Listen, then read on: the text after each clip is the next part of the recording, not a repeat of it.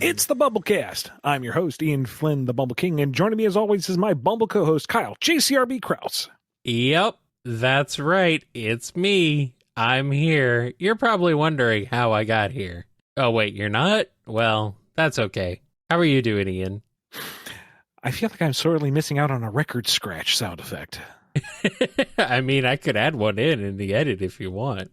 Excellent. And now for the rest of the episode, we had just random record scratches. No, I love it. No. That probably would not go too well. I think people would get highly annoyed by that. I see. Okay, you're not editing this episode. Rye, you're on deck. Anyway, today we're answering questions from our patrons over at patreon.com/BumbleKast, Ko-fi.com/BumbleKast, and our YouTube members. Record scratch. All right. With that record scratch, let's begin. This one comes from Andrew D. Why do you think people think Silver is the son of any of the modern cast if he's from 200 years in the future? Is it exclusively the Dragon Ball Z parallels, or is it that Silver would have inherited Shadow's ability to live long? It would make much more sense to me if Silver was a grandson or great-grandson to anyone in the modern cast, which would mean he could inherit more than just traits from two characters, even if Shadow got with someone like a descendant of Sonic and Amy. Do we even know Silver's age, anyway? I imagine the correlation comes in part from the DBZ parallels, and in part because the 200-year thing isn't really broadcast a lot.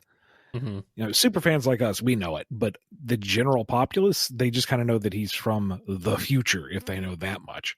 So I think it's just that, more or less. He was 14, I think, before the hard numbers got erased, but he's a young teen. Sure, we'll go with that. I believe you, Ian. Here's a question from Ann Tails. Doomsday scenario. Tails treats Cosmo to some mint candy, but the taste makes her want to vomit. Does this spell doom for their relationship, or are they able to overcome this hurdle? What toothpaste flavor must they compromise on? You're assuming Cosmo has teeth. I mean, she is a plant, I guess. Veggie dentata. What a terrible phrase. Oh, no. Veggie dentata allows her to graze. Wait, is that like cannibalism? It could be. I don't. Let's not dwell on this too much, Ian. This is not something No. This isn't something you're supposed to think about. Not supposed to, but it happens anyway. Well, yeah, that's true. And now you're thinking about it too. Tails, being so young, might be very disappointed that his beau, or bouquet in this case, floral joke, doesn't like what he likes, but that's part of growing up and maturing, is realizing that we have our different tastes and not everything has to align for a relationship to work. In which case, he can have his mint toothpaste, which he really needs to stop eating like Cheese Whiz. And, you know, she can have, I don't know, Fizzy Miracle Grow, whatever it is they use for mouth washing. Tails, stop eating the toothpaste. Tails, stop licking the wall. This wall tastes like dirt. All right, we got a question here from Chaos Sonic 1. What knowing smiles that basically turned out what you did not expected?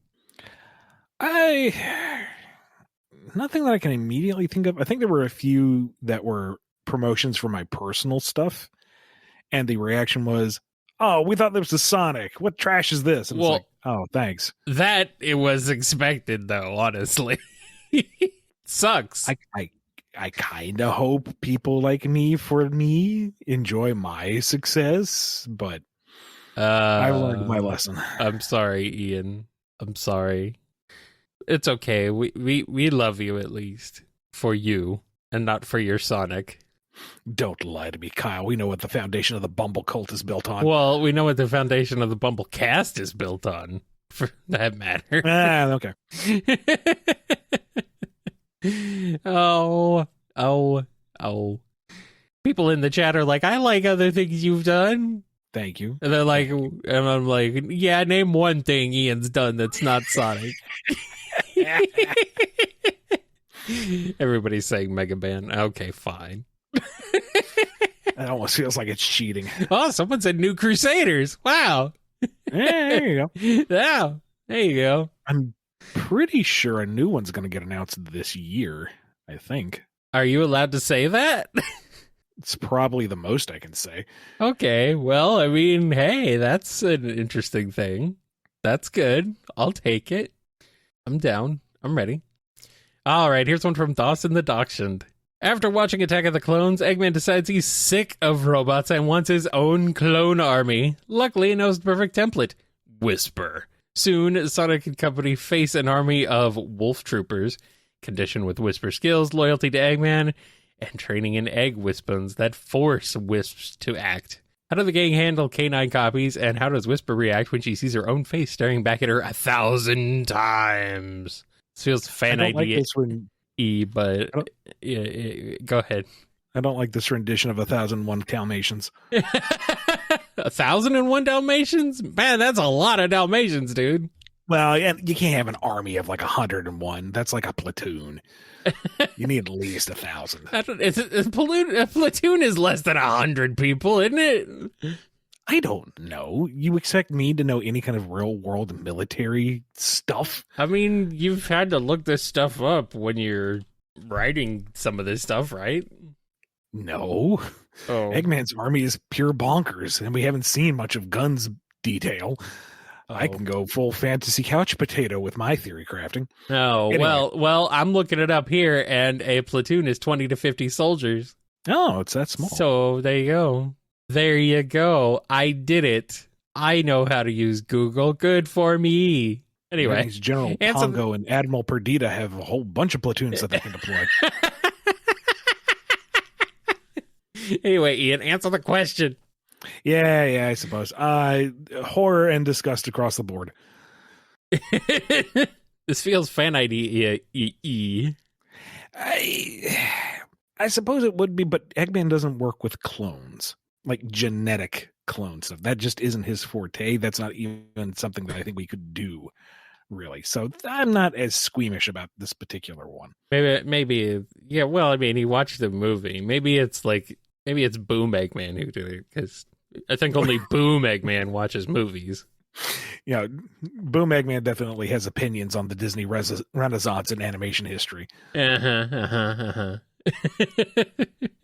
He definitely has opinions on Disney's treatment of Star Wars. Definitely. And he posts about them online constantly. I imagine that the crew would have a difficult time fighting the wolf troopers just because, they know it's not Whisper, but it's kind of hard to punch a face that you're familiar with. Yeah, I suppose. Tails would figure out some kind of doodad to overload the egg wispons and free all the wisps. That'll be good. You've traumatized Tangle. Yeah, maybe. Let her wear that hat for a little while. And then, she'll be fine. She'll get over it. 10, 15 years down the road, we can, rip off Bad Batch with a bunch of independently characterized Whisper clones. Hey, we can milk this. Sure, why not? Make it work, Ian. Do it. Drive it into the ground. Yeah, might as well. There's money to be made. DDR Master M has a question. For my second question ever on the BumbleKast, I asked about Sonic and Tangle. I threw Silver and Tangle into my mini at Pedantic Cat suggestion. Now to complete my body swap trilogy with Tangle, it's time to ask Tangle and Amy. What? Who did you think I was talking about? No, it's a perfectly valid option, and they would have just the bestest time. Like, Amy is finding new ways to fling and swing around, and she's like, oh my goodness, I understand now why you just don't stop, because this is just too much fun. I get it. And Tangle is just off in the corner giggling to herself, hammer is here, hammer is not. Hammer is here, hammer is not. Hammer is here, hammer is not. Where does it go? I don't even know, but it's too much fun. Hammer is here, hammer is not. Hammer is here, hammer is not. It's constant. Oh no, hammer. Oh no, hammer. Oh no, hammer. Don't. Oh, terrifying. I don't know if I want Tangle to have a hammer. I don't know if she should have a giant hammer. Oh, she has a giant hammer. It has a mighty swing. She has a mighty hammer, and it does a hammer thing. Yeah. I It's the ban hammer. Ban you from life. Here's one from Does It Come in Blueberry? Because your pitch for Cosmo and IDW was turned down, do you think it will ever be possible to make a Metarex adaptation? Now, this is another case of internet telephone twisting what I said. I never said I pitched the Cosmo or Metarex adaptation. I never got that chance. It was different circumstances that the general topic of Sonic X and its material came up. And as I've already said, as far as I'm aware, it's not available to be used. All right. Here's a question from Domino. What guns could Shadow realistically use, and what guns would he prefer using? I always found it ridiculous he could wield a minigun with one hand, mind you. Well, I mean, have you seen his hand? Is gigantic. I mean... I know. And it's even fit a finger around the trigger. How does gun? But he's also, incredibly strong. So I guess he's just the perfect life form and therefore can automatically dampen recoil single-handedly. I don't know. Yeah, I mean, he throws buses and other giant items around, so whatever. It's fine. But I don't know if he has like an actual preference. I think it's whatever gets the job done at the time. Maybe it's kind of conflating gameplay with characterization in a way that isn't intended, but the way that you could just like drop and cycle through weapons willy-nilly is kind of like he doesn't really have an affinity for it. It's like, here, he has this, he's going to use it now, and it's broken or used up, and he's going to move on to the next thing. It's not really a conscious choice so much as this is the tool to get the job done. Yeah. The question is, why does he need a gun? I mean, he doesn't need a gun, but it's cool. It's like Sonic having a sword. Why? He doesn't need a sword, but it was cool. So I think that's all that really matters, as long as it's cool. And here's one from Endepend. So seeing as the original Diamond Cutters were all inspired by the Foxhound members in Metal Gear Solid, I gotta ask, did you ever consider a Liquid Snake stand-in amongst them? No, because for there to be a Liquid Snake, we need a Solid Snake, and we don't have a Solid Snake. No, only a Solid Wolf. No, she's Sniper Wolf. Sniper Wolf, I know. Technically, yes. So, the inspiration was fun, but I didn't want to go too far with it. It's one thing to do a loving little homage that's kind of done in one. And then it's another thing to make an entire character based off of some other franchise. That I feel like that's a bridge too far. Maybe we towed the line with the Diamond Cutters as they were, but I feel like it's okay since they were meant to be disposable. Whisper stands on her own as her own character. And if you get the joke, haha, that's just an extra scoop of ice cream on the sundae that is this painful analogy that isn't going anywhere. Here's a question from Finest Cacophony. Prime spoilers, maybe. Now, Bumble Bros, ain't it funny how Shadow carried the stories for both 06 and Prime on his back, only for both stories to be wiped from existence? No wonder the guy's so bitter. He had his dub stolen twice by paracausal means. Is he aware of that because of all the chaos control stuff? Like, does he know? I don't know. I don't know what Shadow knows, and I don't know if he cares. There are no small hedgehogs, just small parts. Small parts? Wow. How many parts are you making that hedgehog, Shadow? Now, the expression, there's no small act. Wait. No, I screwed up the line. It's no small roles, just small actors. Oh. So I've driven that analogy right into the wall. Oh. At 60 miles per hour. That was atrocious. Oh. Wow. I am really off my game today. Let's keep rolling. There are no small roles, only small hedgehogs, I guess. I don't know. But even then, if they curled in a ball, it would be a small roll anyway. So, especially after the shrink ray and Sonic CD. Very true. Very true. Here's one from FMS Draws. I don't imagine Dr. Light takes any offers on Mega Man / Light Number merchandising, does he? Do you think people make bootleg merch? Because I can imagine Light having a slight heart attack seeing kids running around with Proto Man helmets.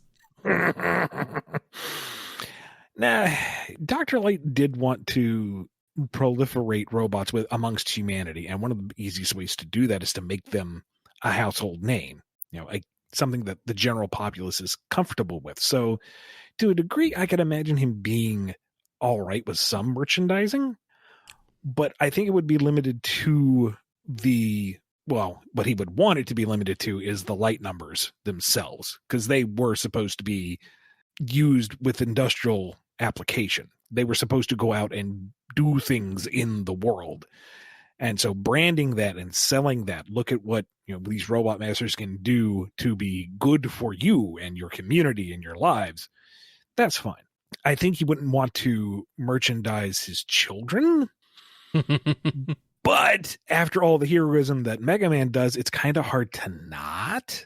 So for the benefit of, again, the greater vision of finding a place for robotics in humanity, he would kind of agree to it begrudgingly. All right, you can have Mega Man t-shirts and maybe an E-Tank mug, but yeah, okay, Mega Man can show up to do a signing at this action figure giveaway or something, but let's try to not go there and let Rock have his own life as a child, please. Yeah, but he could get his own Saturday morning cartoon, Ian. Be careful what you wish for, Here's a question from Geo Knuckles. How would you write Sonic Rivals 3? I mean, I don't think the formula really needs much fixing. Come up with a reason for the characters to be at odds to some degree or another, and make excuse plots for them to fight race, battle and chase, since we're talking Mega Man. Yeah, I mean, yeah. As for what the plot could be, we could go just about any direction, to be perfectly honest. It's just, it would need, what is the main antagonistic force, and how can it be presented in different ways that would cause the characters to choose antagonistic paths. I kind of liked how Sonic Rivals 2 did things where you had pairs of characters with their objectives, and so they had their own personal goals, and that ran into friction with the other pairings. If we want to, let's keep with the threes. So now we have the teams. You got your team Sonic, your team Rose, your team Dark, everybody supersonic racing rivalry. Everybody supersonic rivals. Supersonic rivals. Each one has their own personal plot through it, and there's some contrived reason why they're fighting each other every now and again, and there you go. I mean, keep it simple. Yeah. Sounds good. And just for a fun throwback, put it on the PSP again. Ooh. And only on the PSP. And I feel like you may think, oh, well, that's just a cop-out. But I feel like with Rivals, that it has a very distinctive gameplay. Yeah. Like it's known for one thing, and that needs to inform the narrative. So you just need a reason for why these teams are being snippy with each other. Yeah. It's a Sonic Heroes excuse plot. Yeah, more or less. Yeah. Here's one from Gideon W. With Groundhog Day approaching, allegedly, in some cultures, a hedgehog is used to divine the weather instead of a groundhog. How would a character of your choice handle it being an annual near-international event to monitor their entire morning from before waking up to brunch? And now with the weather, we go over to Shadow. Shadow, what is the forecast? It's going to rain. Thank you, Shadow.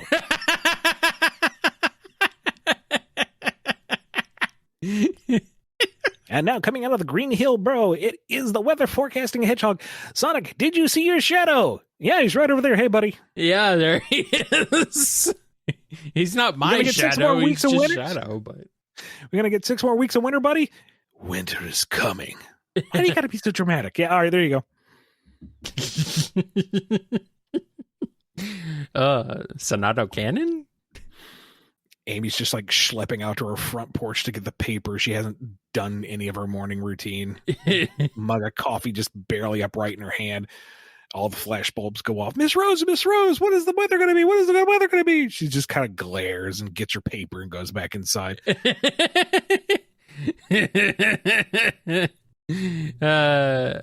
Meanwhile, Silver actually knows. I know exactly what the weather's going to be. Silver's just happy because from where he's from, the forecast is fire with a slight chance of burning. It's true. There's one from Hearts 13. Archie, Sonic, and Lego Dimensions. Imagine an alternate reality where characters from the post-Super Genesis wave Archie Sonic comics were used in the video game Lego Dimensions. What characters do you think would appear, and would they be NPCs in the Sonic world or be playable characters? How would it affect the story of Sonic's story pack? I just imagine Eclipse is threatening to rebuild the world, and it turns out he's literally rebuilding it. He's just stealing Legos from their world to rebuild it on his side. Well, how convenient. They managed to save the world by just making the two worlds collide to each other, and they just snap together, and boop, they undid all that he undid. Oh, of course the Archie Sonic would have a Worlds Collide event. I see what you've done there. Would it be too dark to have Cassie and Clove like actually replace her eyes? Because you don't really do that. The little figurines have like static mold heads. They don't usually work that way. You have the Meropa's crew come out of the ocean, and then everyone else starts to dive in, and they just smack straight into the solid ocean blocks. They could replace her whole head. Somehow that's worse, but also funnier. But also, yeah. I mean, yeah. And here's a question from JCR1216. Tangle and Sonic retrieve a magic orb, but the orb makes Tangle fall for SBO and Sonic for Jewel. What are the cast's reactions, and how does this go? Generally wholesome and supportive. A little surprised, because they've never really shown any sort of affinity or much interaction with either one before. But, people change and grow. I mean, Tangle's going to be perfectly fine with Sonic and Jewel. Yeah. She knows that he's a stand-up guy. Great, Jewel, you have the coolest boyfriend ever. I didn't commit to anything. You will have the coolest boyfriend ever, trust me. I don't know why it has to be a magic orb that makes this happen, though. I mean... whatever. We need a contrivance. Tangle and SBO? I mean... Now I'm imagining like a full-on shinobi Tangle, but she's using her tail as like the shinobi scarf. That's pretty cool. Not gonna lie. Like, that should be one of the costumes for the mobile games. And she like shows up in a smoke grenade and scares everybody. It's like, SBO, I challenge you to a date. And SBO's like, I don't understand, but this really works for me. I mean, yeah, I get it. Meanwhile, Vector's just picking up the phone. Say, Vanilla, you into Nujitsu? We can take some classes. Just say, no? Okay, fine.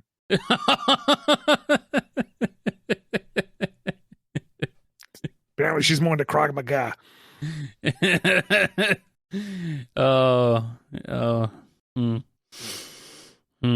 I can't say these things that I'm having in my head now. Nope. I cannot. End it there. Not allowed. Not allowed to say them. We're done with the question. We're rolling on. I cannot make any jokes about. No, I can't. I can't do it. I will stop. All right. Johnny Hero 2295 has a question. Congratulations, Mr. Flynn. Sega has decided Sonic's getting another comic crossover, and you're writing. Who is he crossing over with? Crash Bandicoot. How does it go? I feel like we touched on this last year. We've done a Sonic and Crash crossover question before, but that's okay. Yeah. So head back over to the Q&A master list to see me fumble through that one again. But I imagine it would work well enough. They seem to be equally fun-loving, adventurous characters. I would need to do some serious research on, the Crash lore to see what the best parallels and pairings would be. But you have your nefarious evil doctors team up. You've got your smart techie sidekicks doing tech smart thingies, and you got the two spinning heroes spinning and being heroic. Yeah. Tails and Coco's I think they're like OTP. I would think it'd be great, actually. I like that. So, Crash don't say much, but he's got spirit. And Sonic speaks a lot. It speaks enough for most folks. So, he can fill in the gaps. It fits. Yeah, it works. And we got a question from Morless. It's a disaster. During one of his many world takeover schemes, Eggman, intentionally or not, injures Santa. Because it was his fault, Eggman is forced under pain of hammer to carry out Santa's duties in his stead. The question is, would Eggman try to pull something, or would his pride get in the way of that? I mean, no way he'd do worse at handing out presents to the world than someone that doesn't have a robot army, right? Just imagine this gag where he's got nothing but, robot reindeer. Instead of on Dasher, on Dancer, he's going down a checklist. Dasher, on. Dancer, on. Prancer, on. That's a stupid joke, but I would totally go for it. I mean, Ian, of course you would go for the stupid joke. This is you we're talking about here. I say that with all love in the world. And I'm here for it. I'd also go for the stupid joke. I think he would be a little confounded with the logistics of it, but that would only make him want to do the job better. Yeah. Because he's a genius. He can't be upstaged by someone who, still uses manual labor, volunteer manual labor to construct all this stuff. Ridiculous. Gross. But he's also going to ensure that every household gets like their own little Eggman doll that tries to hypnotize you the minute you grab it. He's going to deliver all the presents in the world, and he's going to conquer the world at the same time. It's true. It's true. We got one more question before we take a break, and it's from Mixer17. Since it's Christmas time, when I'm asking this, no idea for sure if it will be when you get to it. Do you think somewhere there exists a photo of a very, very disgruntled and embarrassed Shadow sitting in Santa's lap with Maria, who suckered him into it using her sickly big sister guilt trip powers? Yes, and the Santa is absolutely Gerald in a false beard. I was going to say, they've already got a Santa almost. Put him in a beard. Oh, and what do you want, little boy? Don't patronize me, old man. But really, Shadow, what do you want? I mean, you're hard to shop for. I don't know what you like. Tell me, Santa, where's the chimney on the ark? Well, that's enough time for today. Scoot along now. Shadow only needs coffee beans. Or bullets. All right, let's take a break. And we'll be back with more BumbleKast. Will we, though? Will we?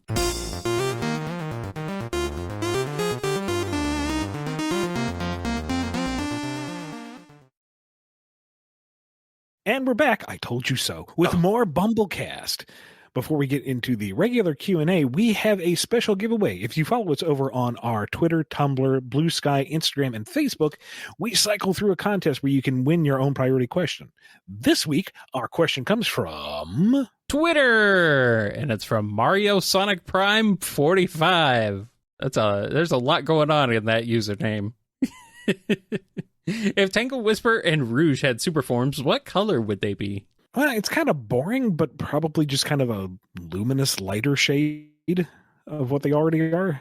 The best we have to go by is the classic stuff. And, even if we're going to pretend for a minute that Super Knuckles is canon, he's just kind of like glowy red, pink with an effect on it, if you want to be generous. Lightish red.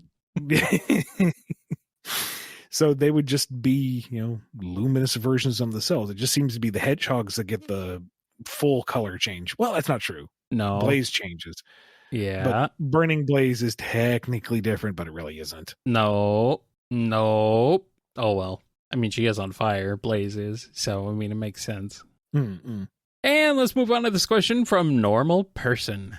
Does Lanolin have a crippling addiction to eating paper? And if so, how would the rest of the Diamond Cutters react to such a secret? She doesn't have an addiction. She can stop anytime she wants.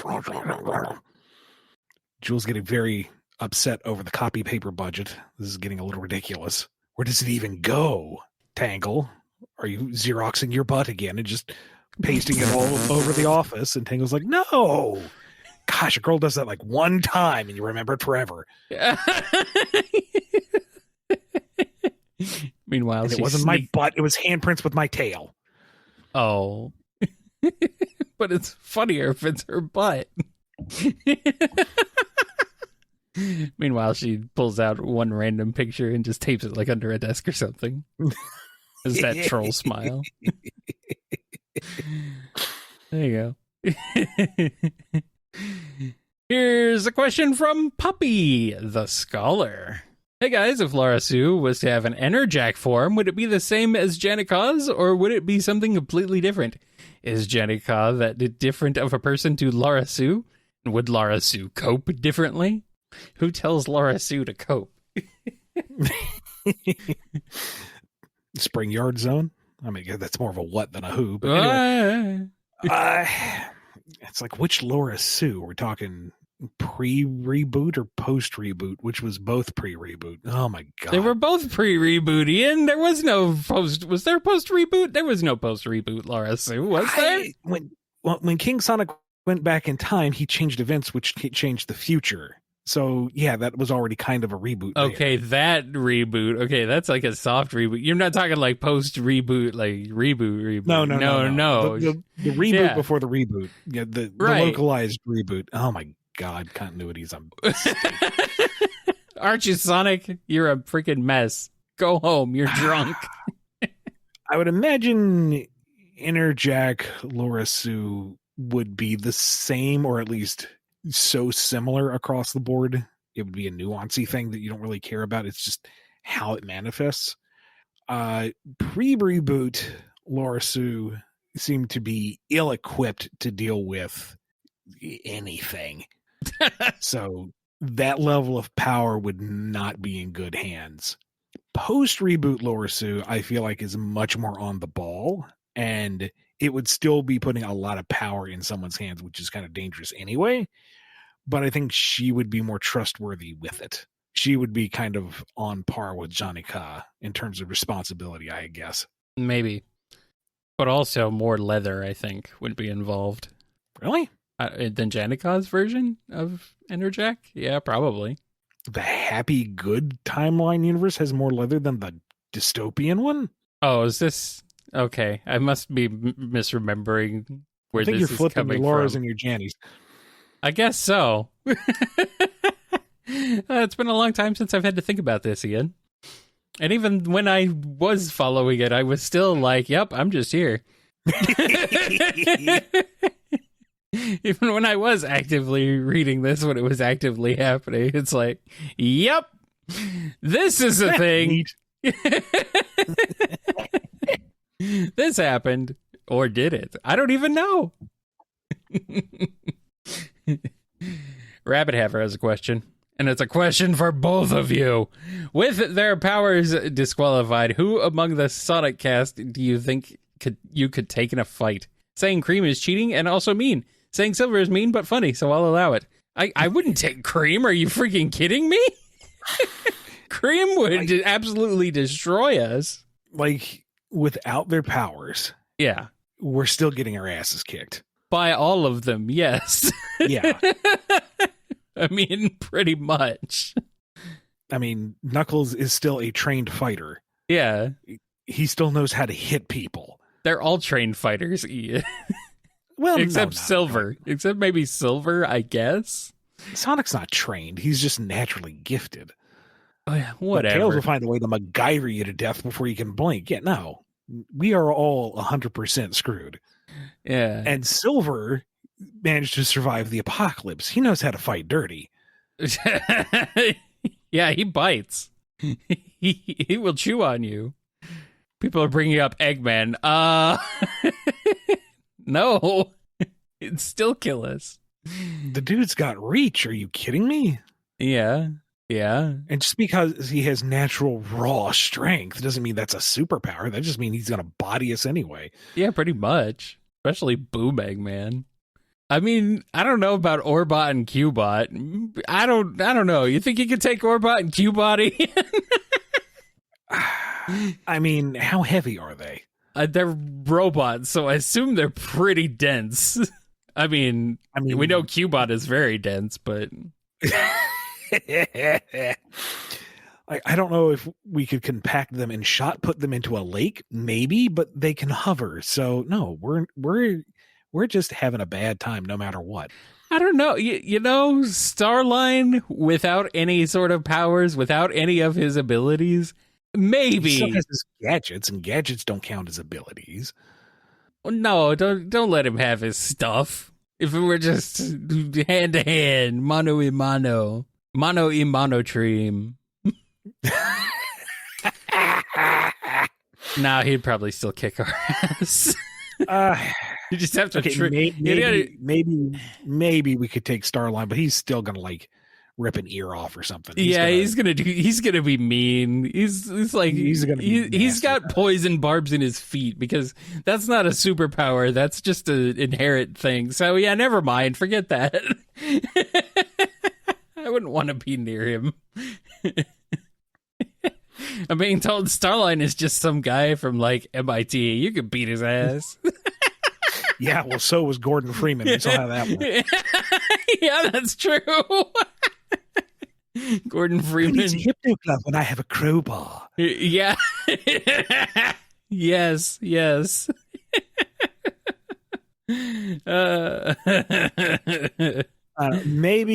Maybe if we're talking no powers or whatnot, we could take out Infinite by just using emotional damage. Well, yeah. Infinite, I guess, would be kind of easy. You're weak. Thump. He's down. Yeah, pretty much. I'm being asked Jet. No, Jet has like eye-pecking powers. Jet would fight dirty too. Yeah, he absolutely would. He would kick you in the nards first thing and then keep kicking. No, yeah. I mean, maybe you get away with a fistful of feathers, but we're losing this fight. Yeah. And the same with Marine. She bites too. She's got limbs going in every direction. You don't know where you're trying to hit, but she's hitting you. Okay. Barry from Murder of Sonic. Could we take Barry? I don't know if we could take Barry. He seems like a nice guy. He seems like a pretty shrewd fella. I don't think he'd figure something out. I don't want to fight Barry. He's just a guy, a gender-neutral guy. No, I don't know. I don't think we can take any of them, but that's okay. We don't need to. I don't want to fight him, but I do want to move on to this next question from Reckons. Spamton X Amy is canon. The ship name. I'm so sorry, everybody. Oh, you did this. You brought this on yourself. You're the one who brought it up. I know. It's my fault. The ship name? Spammy. Or Spammy? I don't know which. Spammy. It's got to be Spammy. Spammy? What are the cast reactions to Amy's genuine love for Spamton's insistent new presence? For ease, we'll limit it to people Amy interacts with a lot. Sonic, Tails, Knuckles, Jewel, Tangle, and just for giggles, Toad's not evil, Surge. Sonic is disquieted because if that's her taste, then why was she after him? What does that say about him? This is kind of rocking his worldview. He doesn't like this comparison. Tails is creeped out. 100%. It's got to be an Eggman trick. He's going to investigate. This can't be right. Knuckles unsettled because this thing is weird. It says weird things. He doesn't like the weirdness. Go away. Get off his island. Jewel wants to be supportive of her friend because maybe there's something there that she doesn't see, and Amy finds the best in everyone. She'll be patient and open to it as best she can. Will she though? She'll try. Okay. Tangle just tries to out Spamton. She can't, but she tries. Yeah. It's hard to. He's a hard act to keep up with, which is surprising for her. She's like, I don't understand. How can I not keep up with this? I can keep up with anybody. And Surge, she's 100% for it. She's on board. She will endorse it. She'll plan the wedding and invite everybody. Send out videos of it. She wants everyone to know. Everyone to feel this one. Best decision you ever made in your life, Ames. Go, girl. Mm-hmm. Terrifying. Toxic positivity.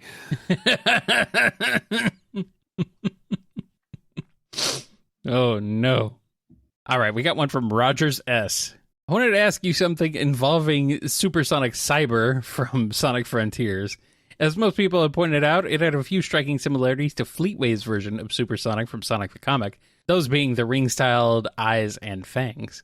I just wanted to ask if that was your way of referencing the demon side of that version of Sonic, since you are known to have referenced a lot of that kind of stuff. This one is a question for Kishimoto-san, because I had no idea what Cyber Supersonic was going to look like or do. All right.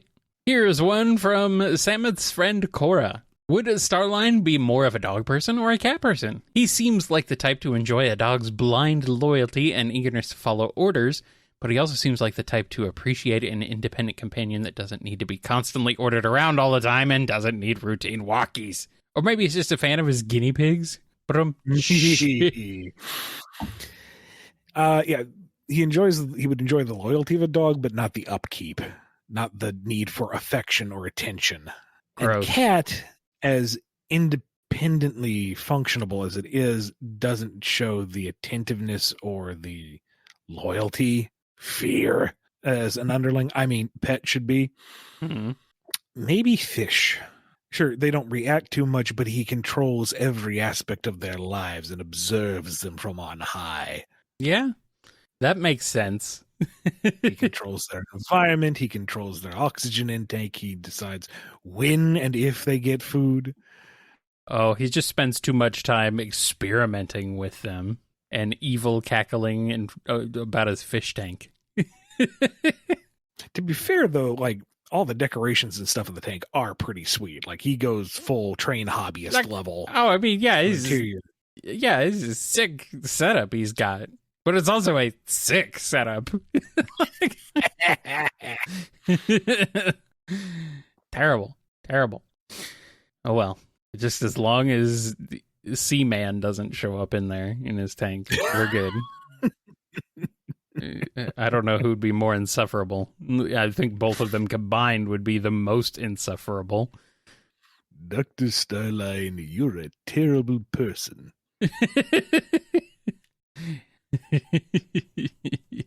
Do you believe in love? One day I will grow legs and leave this enclosure. And he's true. He will. God, that's such a weird game. Scourge Time has a question. With the new design Dragonfire Sonic for Sonic in Forces and Dash, what would a cool design be for Scourge? I'd say keep the parallels. Very similar design, maybe something a little more aggressive. We'd have to change the red, because the red and green is going to make him look too Christmassy. But that's funny, though. But it's dragony, so we want to keep something warm and kind of fiery colored. So I guess orange, but now he's BumbleKast colors, and I don't know if I'm comfortable with that.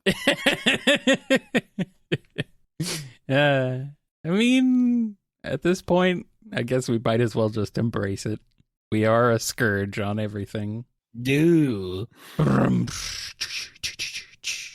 Scurvy Pirate Dog has a question. If Sega told you to write a follow-up to Sonic Prime, one where we see the return of the Prime characters, 9, Chaos Council, etc., and have them properly interact with the modern Sonic cast, basically a sort of crossover between Prime and IDW, if you will, how would you go about it? Team up between Eggman and the Council? Something else? How would you do it? Hard to say. Depends on whatever restrictions or guidelines I would have to be working within. Something that might be interesting is to take like the principal character, the principal duplicates, so Rusty, Rose, Knuckles the Dread, 9, and explore them juxtaposed with their Prime counterparts. So, Knuckles, who is dutiful and, solo and very honorable in his ways, versus a captain who has had a lot of trouble being responsible, who is rather gregarious, let's be honest, and is fixated on jewels and treasure. How do they interact? Rusty, who gradually grew to have more of a caring personality, versus Amy, who is nothing but love and support for others. Does Rusty see that as something that she wants to aspire to, or does she feel like that's a bridge too far? Amy needs to rein it back. The most fascinating investigation would be 9 and Tails. 9 finally coming face to face with the figure that he was compared to for so long, and to have to confront Tails as the mythic figure, kind of, Mhm. and who he really is, and come to grips with what that means for himself and where he is in his own headspace.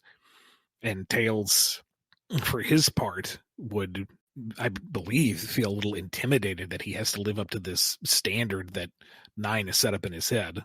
Sonic thought the world of you. And this was like, really? I've been put on a pedestal? Me? Gosh. Now I have to maintain that. Uh-oh. And also, this is what would have happened to me if there wasn't a Sonic in my life. What does that say about my personal strength if that's all it takes to cause me to go down the dark path? That might be interesting to look into. Yeah. Fascinating. All right. Spoiler 1001 has a question. If Anti-Robotnik is Kintabor, would Scourge's legal name also be flipped? Like Elvligo Ekirum the Hedgehog or something? Please no. I don't know. I can't say it, Ian. I can't say it. Physically am unable to say it. Ivligo Ekiruam. Ekaruga. Gohegdge. No. Put them away. Go all out. No. Please, no. Please, no. Guess that makes Sally Yalas. No. No, it doesn't. Makes her Alicia. And Rotor would be Rotor. Wait. No, hold on. Wait, you're right. Oh, crap. Maybe it's Boomer. Would you remove?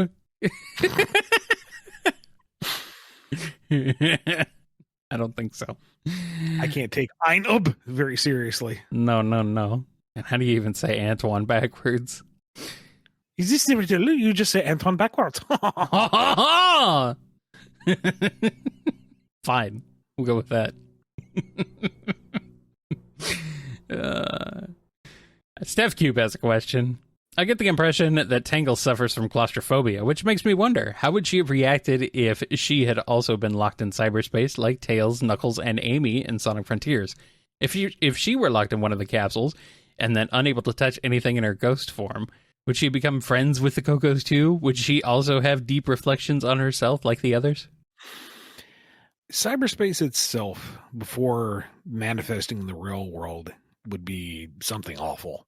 Being within the cyber cage, she definitely would have issues. I don't think it's like full-blown meltdown claustrophobia, but she does not handle confined spaces well. It's more the loss of the freedom that kind of gets to her. Mm-hmm. Once she's like a cyber ghost, more frustrating that she can't fully interact with the world, but she would take that a little more in stride, I would imagine. And I feel like we've addressed this question similarly, at least last year, where I don't necessarily see her having a personal epiphany like the others, but more that she is the reassuring force Sonic needs. Like, she is the one saying, yeah, you're doing the right thing. There was no way that you knew flying towards these islands was going to cause this kind of trouble, and I have full faith in your abilities and your commitment to get us out. Don't hesitate. Don't overanalyze this, because that's not what you do. Go out there and fix it fast. And then we can go have an adventure, because this island looks really cool. Yes. Fix it, Ian. Fix it. Oh, wait, no. Talking about Sonic. Fix it, Sonic. Fix it. All right, here's one from SemBlister16. He won a recent poll for Sonic Channel art, so I'm asking about the one and only Sonic Man. How would you go about adapting him as a mainstay character for IDW and or the movies? Sonic Man is genius and must be used in small doses. I was going to say, he needs to be like, you keep him for special occasions, Yeah. When Sonic Man shows up, you want to go, oh, cool, he's back. Not, there he is again. Yeah. Sonic Man's kind of in his own little world. He's got his own very unique worldview, and it's palatable and charming because it's authentic. He believes the hype. He is the hype. And he may not necessarily be able to live up to it compared to someone like actual Sonic, but that just drives him to be more Sonic Man-y. So, I imagine he is one of those like real world street level superheroes that helps kids cross the sidewalk and observes things going on and reports them. But he tries. He's a good community service guy. That works. I suppose that fits. And by extension, in the movies, he learns about Sonic and just becomes the biggest fanboy and wants to be like Sonic. Ergo, Sonic Man. There you go. Perfect. Tetsuya the Wise has a question. I remember you saying you had a lot of problems with Tears of the Kingdom's story. Now, I won't say it's one of the best narratives in gaming, or even in Zelda for that matter, but what were your major problems with it? I personally don't think it was much more egregious than Breath of the Wild's narrative, but feel free to rant. I'll try to be succinct. Okay. Sure. Settle in, now, folks. This is my opinion. Let's establish that first. And this is also biased very much in that Breath of the Wild was one of those transcendent game experiences for me.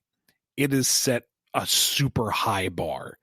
So I cannot judge it dispassionately, or I cannot be a fair arbitrator here. Breath of the Wild was genius. And what was so excellent about its story was its minimalism. We got just a little bit here and there that we really wanted to know more. And what we saw of the past champions showed us the rapport that they had and the different personalities and how very different they were, but they were still coming together for a common cause. They all believed in Zelda as a person and wanted to support her. The bond between Zelda and Link was one of both of them kind of thrust into these roles that they didn't feel like they were 100% ready for or qualified for. And coming to that understanding together, they were able to support each other and confide in each other and build a friendship and trust that you don't really see in other Zelda titles. No. Yeah. And the stuff that you get lost, the stuff that has been lost over the past 100 years, gives this sense of melancholy. You can never get the full story because the world ended. Evil won. It's the post-apocalypse, but it's not the one where there's still zombies running around and you can still find buildings. Nature has reclaimed most of this. Civilization just lives in pockets, and they kind of remember there used to be a kingdom, but it's fallen apart. And you explore what used to be and kind of piece together what could have been. You kind of make it make sense. But part of that beautiful sadness is that it's gone and you're living the next life. The world has moved on and you're trying to figure out how to pick up and carry on while resolving what you can, what lingering issues there may be.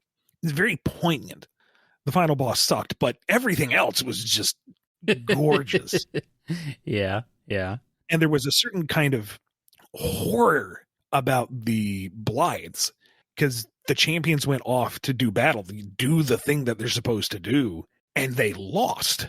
Like, they straight up died, and you have to beat these mini bosses to free their spirits. That's terrifying. Yeah. So the whole thing was just exquisite. Loved it.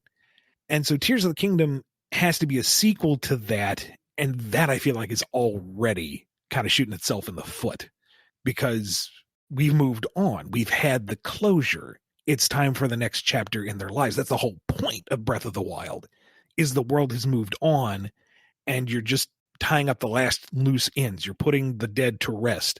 It's time for the next chapter in their lives, and instead we get a really sloppy retcon, a less than satisfying stable time loop, which I'm not 100% sure really works. But worst of all, the extended story is just puddle shallow. None of the previous sages have any characterization. They have masks and they stand there. There is no rapport. There is nothing interesting about them. And as you awaken the first four, you get the exact same story beat every time. Mm-hmm. It is insultingly bad and how much they waste your time with this. There is no new revelation. There is nothing built.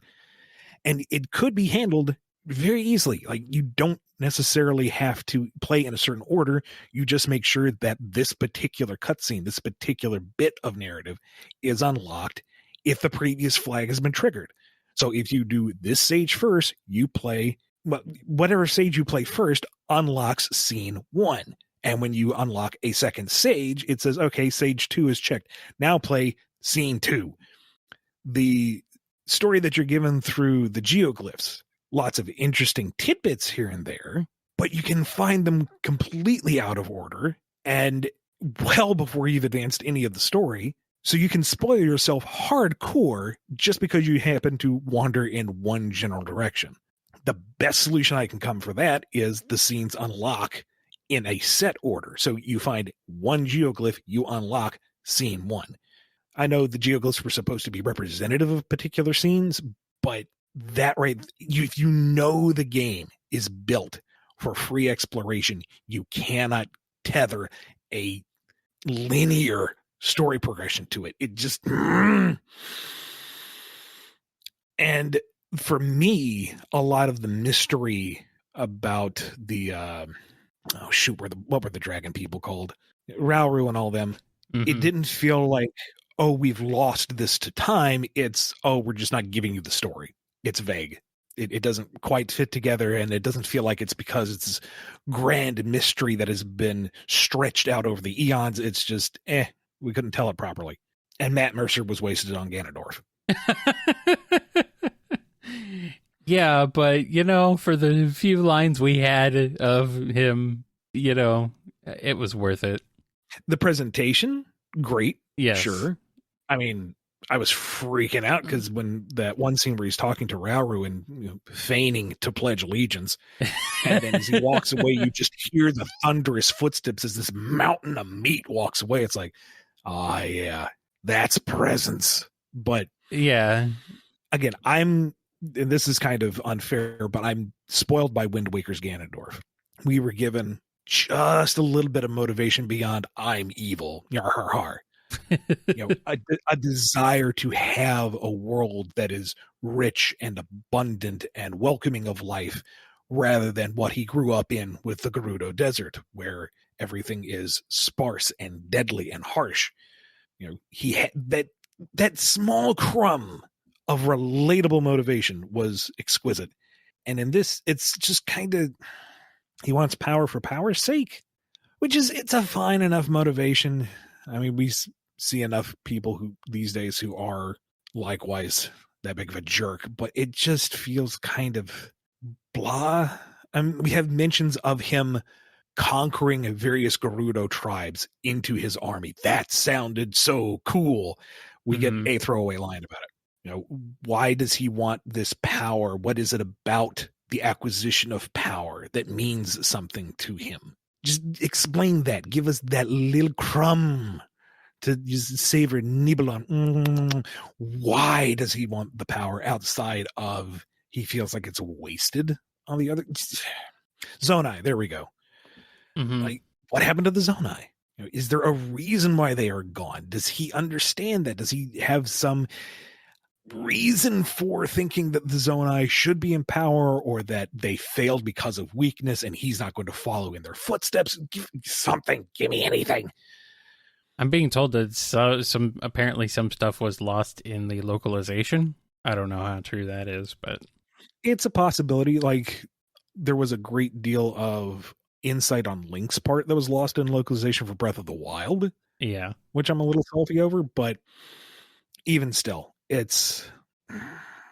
I'm not a big fan of Tears of the Kingdom in general, and the slipshod story is one of the major factors. Breath of the Wild felt like it was this meticulously crafted experience, and Breath of the Wild felt like, let's tack on some stuff and push it out the door again. Let's tack on Minecraft building. We can do that, right? Sure. We can add Legend of Zelda nuts and bolts. Ah! Oh, no! Oh! Oof! Big oof! Well, from what I understand, you just didn't like the building stuff because none of your machines worked. No, I mean, this is beside the point. That's not, narrative critique is done. Yes. I didn't like the building mechanics. I thought they were incredibly cumbersome. And by the time you built something that functioned, you could have walked there. Well, yeah, but that's not the point. Yes, it is. You gotta That's the have. whole point of this giant map that you could explore and climb and find every nook and cranny by your own volition. You already Oh, did that in the boy. first game, though. And that's the inherent problem, is that's all there is to do again. Okay, now you can build a tank that drives over the same map again. Huzzah. Oops, the battery ran out. Cool. Better go grind for more I mean, resources. the battery running out. I mean, this is just a problem with this style of Zelda game in general, running out of resources. I think that's stupid. With Breath of the Wild, to me, the running out of resources, the weapons that degrade over time, it incentivized you to go explore. You could acquire things as you wanted to, or you could make the dedicated effort to build your arsenal and really build yourself up. You could play with the mechanics as much as you wanted, and it was part of the world. It felt natural to me. With Tears of the Kingdom, it felt like more of the same, but without the thought put into it. It's, people like collecting things. Let's have you collect more things that combine. Okay, what does that do with the world? Nothing really. You just fly over it or drive over it. Yeah. Now, sure, creating a laser cage to like microwave a Lionel, that's got to be satisfying. I grant you that. But what does that say about Zelda? Where is the magic and mysticism and the exploration and the heroism? It's I'm laughing, Ian, because Noni, our delightful, wonderful thumbnail artist Noni, who does amazing work and has been doing amazing work since the start of this year. One of their notes, they're like their ideas for, they listen to the show to come up with ideas for thumbnails, and they just posted their note about this. They say, Ian failing at engineering and getting salty about it.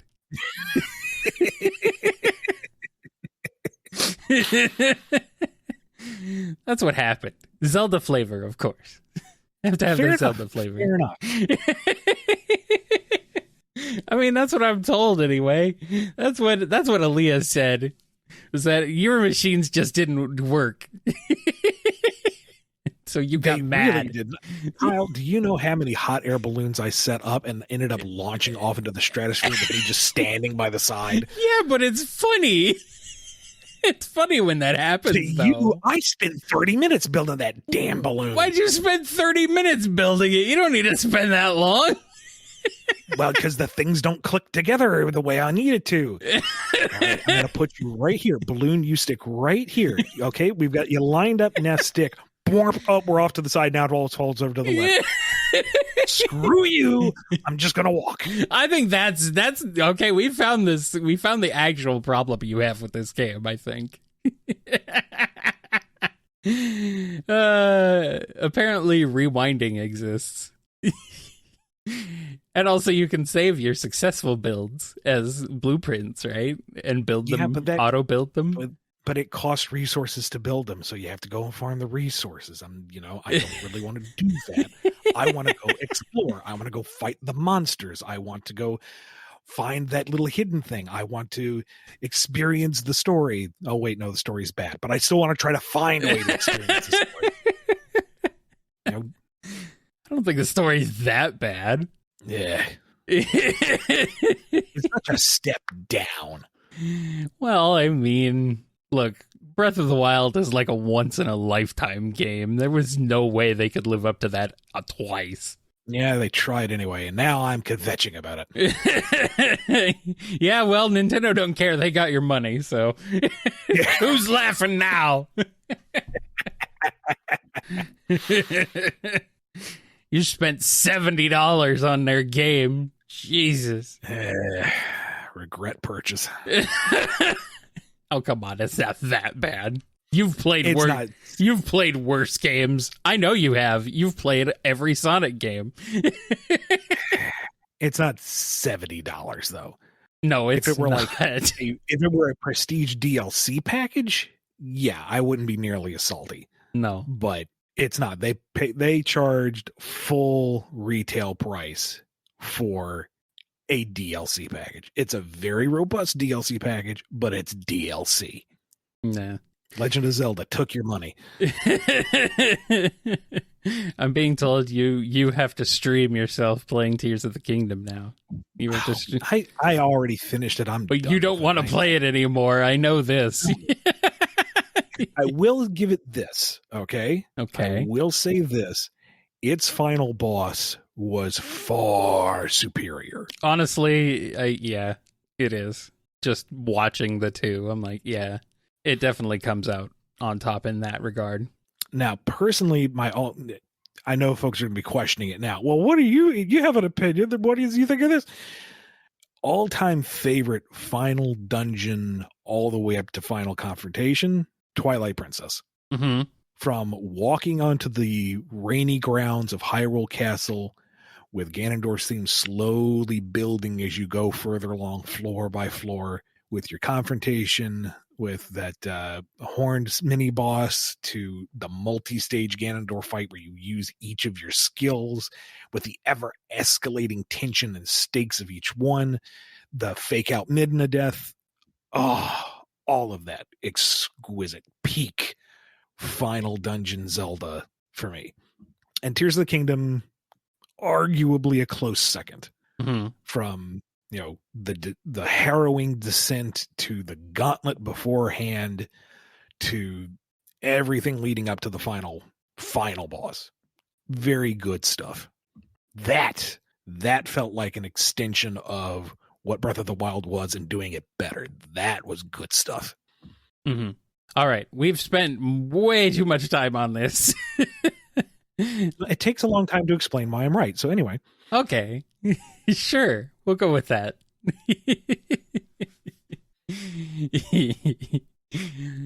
This next question is from the Oddly Roger. I'm finding myself getting into and managing creative projects again, with some of them being long-term. How do you two maintain the passion to keep working on a project that demands constant attention and effort? And how do you avoid mental exhaustion, boredom, and burnout? Yeah, Kyle, how? I don't know. Tell me. I was hoping you had the answer. For me, delegating. Yeah. That helps in some ways. Something I'm still learning to do is finding times to step away. Mm-hmm. Yeah. If you don't have the passion for it, if you don't have the drive for it, and you can take a break, take that break. Don't force yourself to go through, unless there's a deadline. I mean, work's got to get done. But if you can allow yourself the mental rest, absolutely do it, because eventually you reach a point where it stops being the passion project and starts being the job. And that's a real sour taste. Yeah. I don't know, man. If you figure out the answer to this, I'd like to know. Because I don't know. I just do it. Because I know I have to. Because if I don't, it's bad time. That's all I know. And we got this question here from Noni. How much money would Sonic make on OnlyFans? On an unrelated subject, what does Amy say to the bank so she can get a loan? For reasons. Now, do keep in mind that particular website is open to all sorts of entrepreneurs and creatives. Yes. To interact with their audiences. It doesn't have to be any sort of material that's not safe for work. So Sonic has guitar lessons. There you go. He teaches you tabs. And Amy wants to learn, but she's kind of embarrassed that she's always asking Sonic for help for stuff, but she still wants to learn from him, so she's just going to do it incognito. Yes, secretly. Yeah. Yeah. See, pure, wholesome, nothing going on here. And we're going to quit while we're ahead. Thank you to everyone who supported this episode by going over to patreon.com/BumbleKast, Ko-fi.com/BumbleKast, or being a YouTube member. Be good to yourselves, be good to each other, and we will see you next time on the BumbleKast. Let's get out of here before this gets real bad, Kyle. Actually, to close us out, we have a song request. Morless wanted you to sing a song, Ian. So we're going to make you sing a song from Ruby. So we'll close out with that. Have fun. Bye. You keep dreaming about a better world. You keep wishing for some clarity. Always hoping that a lightning bolt is going to save you from this gravity. You're holding out for some romantic life. Maybe you'll wake up in a world of charm. Oh, but what's here can set you free. You don't have to dream. Your life's a masterpiece if you just believe. then all you see is all you need. Right now your hopes are shattered, it's pointless ever after, but in time you'll find through love your power just shines. When you don't know where to turn to, when you're sure all hope is gone, when the day you waited for won't come and dark won't yield the dawn, trust love and open up your eyes. Trust love.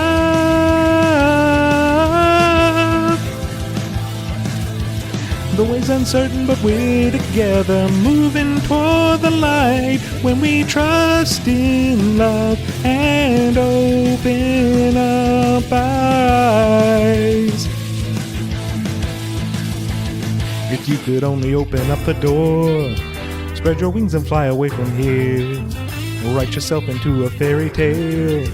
All your problems would just disappear. And still you're counting on a second sight to somehow rescue you from the way of harm.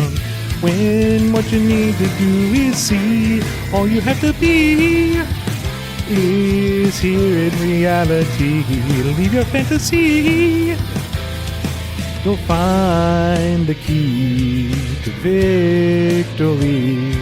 I know the dark's returning, fires of hate are burning, but the lies can't hide what's true when love's alive.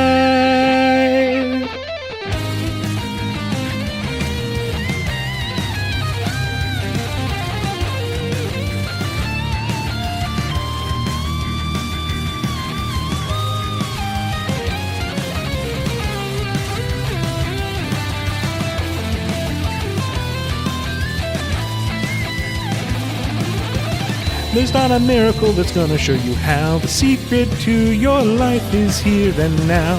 Look inside in your search and be alive.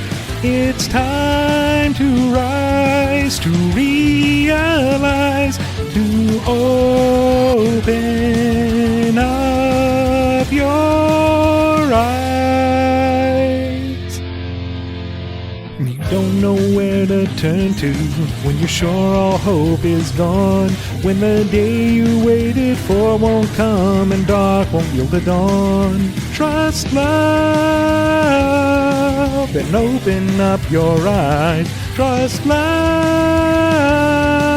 The truth is there, but sometimes in disguise. The way's uncertain, but we're together, moving toward the light. When we trust in love and open up our eyes.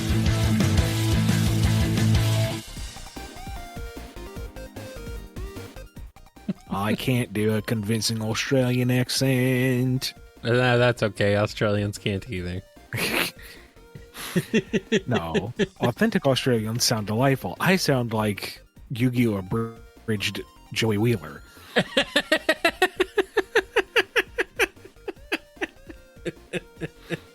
G'day, mates. Yeah.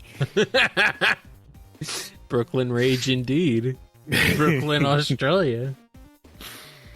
Oh, man. No, Tristan sounds more Mongolian, clearly. Yeah, obviously. Straight up Bullwinkle. Obviously.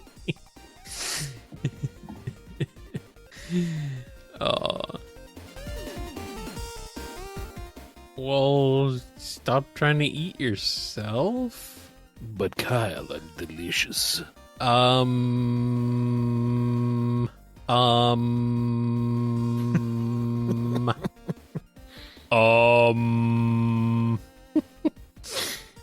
don't know about that. What do you think, chat? Really? Oh.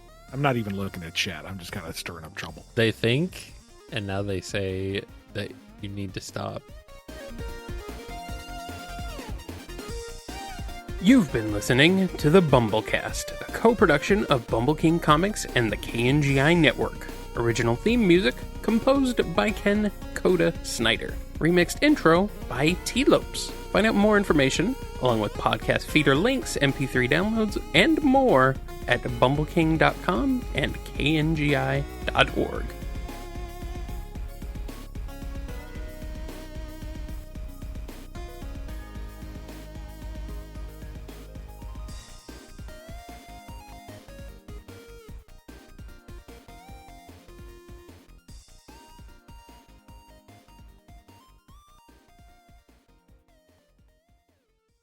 For my second question ever on the BumbleKast, I don't know if that's true. That seems... I don't know about that. I know I've said your name more than once. I asked about Sonic and Tango. Oh, okay. Sorry. Maybe read I the question before you misinterpreted- pass judgment on these people, Kyle. Why would I do that? You I mean, our condescending, domineering lore master. our listeners don't. Why should I? Fair enough.